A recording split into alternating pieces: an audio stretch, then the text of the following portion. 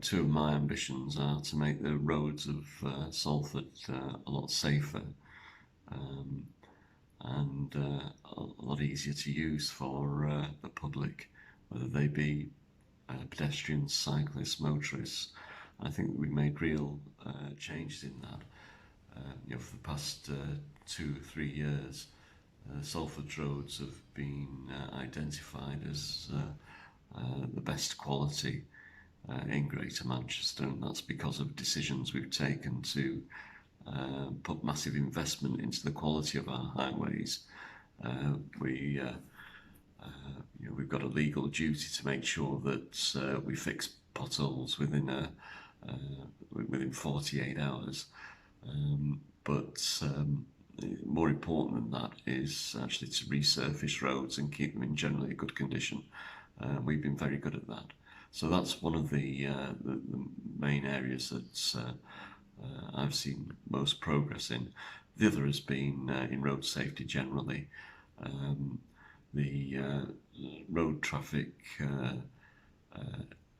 fatalities and people seriously injured has fallen to a third of what it was 10 years ago. It's still too many, but it's been a dramatic fall.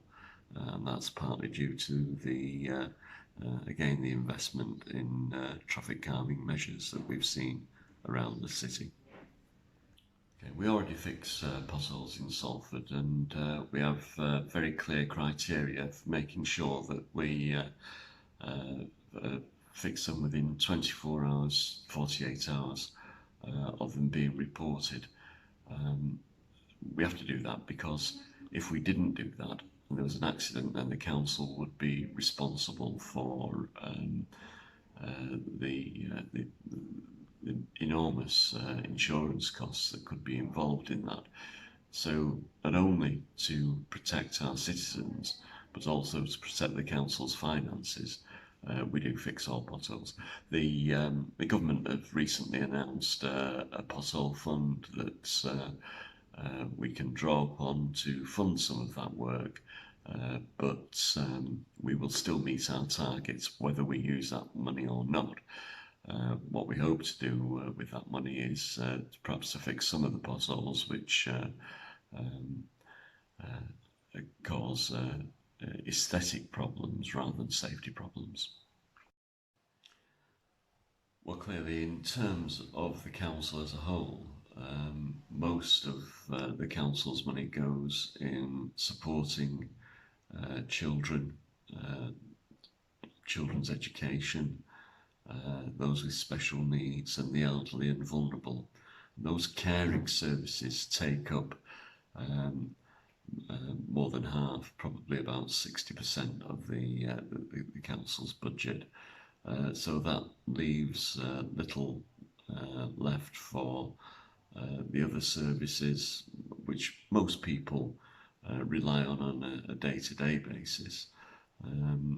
But the majority of our money is spent on those services that can mean a matter of life and death to people. Obviously, I'm responsible for areas of the environment, so I would very much like to see an improvement in the environment. I'd like to see more tree-lined streets. I'd like to see more walkable streets where people feel that it's not a danger crossing the road.